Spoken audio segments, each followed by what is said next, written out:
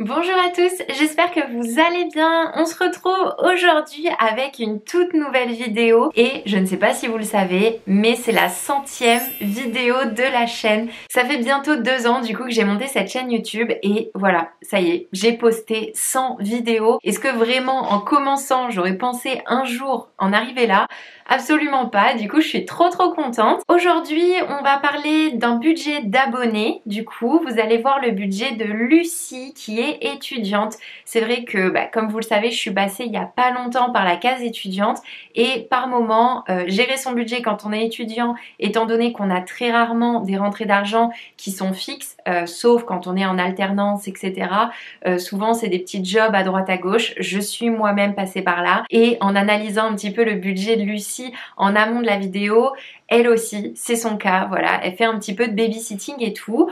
Donc on va voir ensemble son budget, ses objectifs à court, moyen et long terme et on va essayer de l'optimiser au maximum pour pouvoir lui apporter des solutions et pour pouvoir l'aider à réaliser ses objectifs. Pour ceux qui ne me connaissent pas, je m'appelle Claire et sur ma chaîne, vous pouvez retrouver des vidéos budget et lifestyle. Donc si ces thèmes-là vous intéressent, n'hésitez pas à vous abonner. Comme pour la précédente vidéo, du coup, je vais vous montrer le tableur que vous pouvez trouver dans la barre d'informations et que du coup vous pouvez compléter et ensuite me renvoyer afin que j'étudie votre budget en vidéo et je vous mets ma petite tête comme la dernière fois. Comme je vous disais, du coup, aujourd'hui on va analyser le budget de Lucie. Alors Lucie a 21 ans, elle vit à Marseille, elle est locataire, je pense que c'est un appartement étudiant, elle est en couple, étudiante, profession étudiante et elle n'a pas d'enfant. Au niveau de son épargne, elle a 5000 € de disponible sur son livret A. Alors là déjà, je vois une amélioration qui peut être faite parce que Lucie a plus de 18 ans, donc elle a accès au livret d'épargne populaire qui rémunère vraiment beaucoup mieux que le livret A. Et encore, même si elle n'avait pas accès au LEP, au vu de son âge, elle avait aussi accès au livret jeune et dans certaines banques, le livret jeune rémunère plus que le livret A. Donc là, il y a vraiment un vrai truc à faire au niveau de son épargne. Surtout que du coup, ça sera complètement sécurisé. Donc ouais, il y a vraiment un vrai truc à faire au niveau de son épargne. Ensuite, es-tu satisfaite de ton budget? Non. Aimes-tu ton mode de vie? Non. Ok. Au niveau des projets, alors projet à court terme dans moins de 6 mois. Finir ma licence et entrer en master, partir en vacances cet été. Écoute, déjà Lucie, c'est un très beau projet de finir ta licence et d'enchaîner sur un master. Félicitations pour ça. Projet à moyen terme de 1 à 5 ans, être diplômé et trouver un CDI. Voilà, c'est un petit peu le classique de tous les étudiants, je pense, avoir son diplôme. Tu vas être diplômé d'un master, donc c'est très bien. Et je te souhaite vraiment par la suite de trouver ton CDI. Au niveau des projets à long terme, acheter mon appartement ou ma maison dans plus de 5 ans. Ok, bah écoute, c'est un très bon projet, pas d'envie d'investissement en particulier. Bah écoute, on va essayer de tout faire pour te faire déjà optimiser au mieux en tant qu'étudiante pour qu'ensuite tu puisses avoir un bel apport pour pouvoir acheter ta résidence principale. Est-ce que à l'heure actuelle tu as des investissements immobiliers? Non, pas d'investissement en bourse et pas d'autres types d'investissements. Alors, dans les commentaires divers, je suis étudiante en marketing, mes parents me payent mon appartement, mais à côté, c'est à moi de me débrouiller financièrement.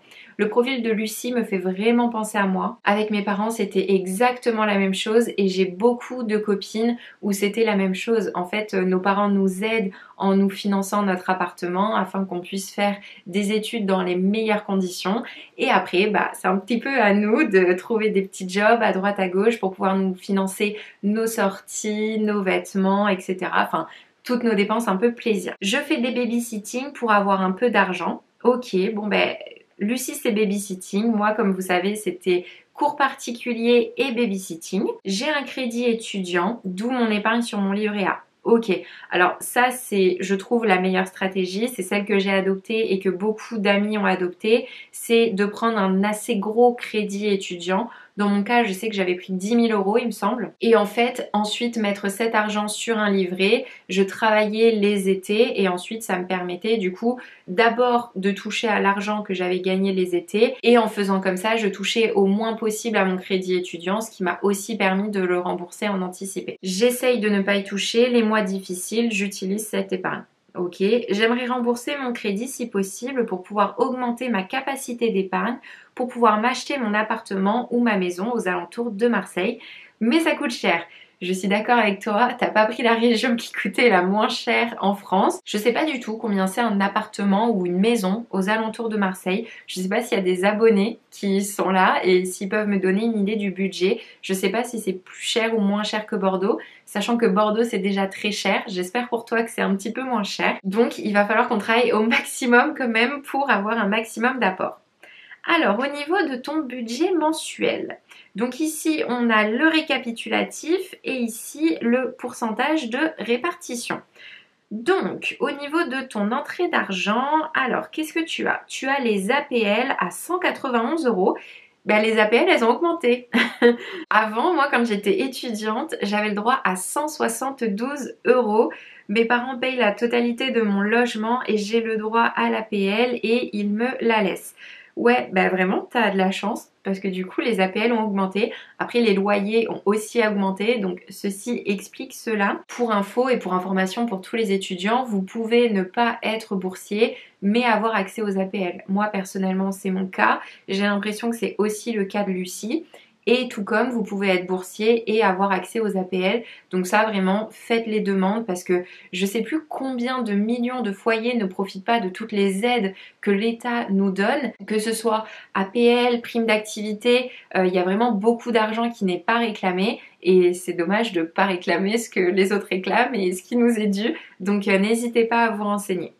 Ensuite, au niveau du babysitting, 600 euros par mois, lycée car ça peut varier en fonction des mois. Du coup, un total de rentrée d'argent à 791 euros. Bon bah vous voyez, tous ceux qui disent que les étudiants sont riches et qui sont dans des bonnes conditions pour faire des études, 791 euros, c'est pas non plus énorme. Au niveau des crédits, alors comme tu nous disais, tu as ton crédit étudiant à 140 euros et il te reste 8000 euros à rembourser à un taux de 1,5. Alors, ce que j'ai à dire, c'est déjà au niveau du taux, je trouve ça quand même assez haut. Moi, de mon côté, j'avais négocié, il me semble que c'était 0,99 à vérifier, mais 1,5 pour un crédit étudiant. Franchement, je trouve ça élevé, peut-être à renégocier avec certaines banques.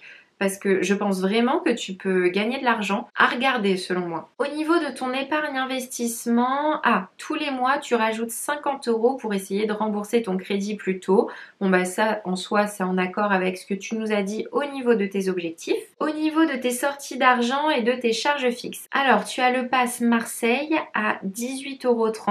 Franchement c'est pas très cher. Il me semble que sur Bordeaux on est à 25 euros. Donc Marseille est une meilleure ville étudiante que Bordeaux d'un point de vue transport. Tu as Netflix pour 6 euros. Bon bah ça c'est un peu le classique quand on est étudiant, hein. Du coup là je vois que tu as pris l'option avec les pubs. Ensuite ta box internet à 30 euros et des frais bancaires à 5 euros. Bon, c'est vrai que tu n'as pas de charge fixe. Je pense que du coup, ce sont tes parents qui te payent ton électricité, ton assurance d'appartement, parce que là, je ne les vois pas. C'est vrai que quand on a les parents qui peuvent aider, ça fait quand même très très plaisir et ça aide beaucoup. Ensuite, au niveau des charges variables, alimentation, 150 euros par mois. Ça me semble plutôt bien géré. Vêtements, 50 euros. Beauté, 80 euros. Loisirs et sorties, 100 euros. Et divers, 100 euros. Ouais, on voit que vu la somme qu'il y a au niveau des divers, c'est vrai que tu as un petit peu du mal à budgéter du coup où partent tes dépenses. Pour moi, ça serait peut-être un point à travailler. Sinon, ce que j'ai à dire au niveau des charges variables, pour moi, 150 euros d'alimentation, c'est très bien. Vêtements, 50 euros, t'es jeune, tu fais tes études, t'as envie d'être au top de la mode, il n'y a pas de souci à dépenser 50 euros. Beauté, 80 euros, j'avoue que je trouve ça un petit peu élevé. À voir si tu pourrais pas descendre aux alentours des 50 euros pour avoir justement une capacité d'épargne de 30 euros de plus pour rembourser ton crédit un peu plus tôt. Au niveau des loisirs et sorties, 100 euros en étant étudiante, je trouve ça tout à fait raisonnable. Personnellement, j'étais plus dans les 150-200 euros en étant étudiante. Et ensuite, au niveau du divers, je pense que ça serait important, si ton objectif c'est vraiment de rembourser au plus vite ton crédit, de savoir où partent ces 100 euros et de ne pas juste les répartir dans une catégorie divers. Ensuite, au niveau des enveloppes budgétaires, t'en as au niveau des vacances à 50 euros. ok. Ça fait que tu as une totale de sortie d'argent à 589 et il te reste 11 € qui ne sont pas du coup répartis dans ton budget. Donc je pense qu'il y a quelques petites optimisations à faire. Comme je disais, au niveau du divers, il faut vraiment que tu saches où part ton argent parce que même si c'est 10 € que tu peux gagner tous les mois, 10 € sur une année, ça fait 120 € et 120 € au final, ça te représente une mensualité de crédit. Donc vraiment, là, il y a quelque chose à faire. Comme je te disais, essaye de te rapprocher le plus possible des banques parce que je trouve qu'un crédit étudiant à 1,5% c'est énorme et vraiment, surtout quand on parlait d'optimisation tout à l'heure, ouvre un livret d'épargne populaire et mets tes 5000 € dessus. Pourquoi? Parce que le LEP a vraiment un meilleur rendement que le livret A et tu peux pas te permettre d'avoir un rendement à 3% alors que tu as accès à un rendement à 6%. Bon, au 1er février, il faut savoir que le LEP va diminuer. Il va passer de 6,1% à 4,4%, mais ça reste toujours 1,4% de plus que le livret A. Donc vraiment, bascule au plus vite cet argent, s'il te plaît. Comme ça va te permettre de rembourser ton crédit encore plus vite. Ensuite, au niveau des optimisations, je peux pas t'en dire beaucoup plus. Pour moi, tu fais déjà beaucoup d'heures de babysitting au vu du beau revenu que tu arrives à te faire tous les mois. Il faut quand même privilégier ces études selon moi plutôt que le travail et avoir des rentrées d'argent supplémentaires. Donc certes, au niveau de ton budget, il y a quelques petites optimisations à faire. Au niveau de la beauté, je pense que tu peux gagner 30 €. Au niveau du divers, je pense vraiment que tu peux gagner 10-20 € et tu vois, encore une fois, si tu arrives à avoir 50 € de plus tous les mois sur une année complète, ça te fait 600 €. Donc c'est vraiment juste énorme. Après, ce que j'ai à te dire, c'est, comme j'aime bien le dire, que tout est une question d'équilibre. Tu es jeune, tu es étudiante, c'est très très bien que tu penses déjà à t'acheter ta future maison. Tu arrives à mettre de côté tous les mois avec ces 50 €, c'est déjà très très bien. Dis-toi qu'il y a des personnes qui gagnent beaucoup plus que toi et qui ne sont pas capables de mettre le moindre euro de côté. Donc félicitations à toi et je te souhaite tout le bonheur pour la suite. J'espère que tous mes petits conseils ont pu t'aider et que tu vas pouvoir rembourser ton crédit étudiant très très vite et pouvoir t'acheter une très belle maison. Écoutez, c'est tout pour cette vidéo. Voilà du coup le budget d'une abonnée étudiante. C'est vrai que c'est pas complètement le même format que d'habitude, étant donné que là, il n'y a pas d'envie d'investissement, donc j'ai pas grand chose à conseiller là-dessus et surtout étant donné que la personne est étudiante, je vais forcément pas lui conseiller les mêmes choses qu'une personne salariée. Par exemple, une personne salariée peut peut-être trouver une activité complémentaire. À mes yeux, une étudiante a déjà ses études plus une activité complémentaire. On va pas en rajouter une troisième. Si vous avez des questions ou des conseils à lui donner, n'hésitez pas à les dire dans les commentaires. Et sinon, je vous souhaite une très très bonne journée et je vous dis à la prochaine pour une toute nouvelle vidéo. Salut!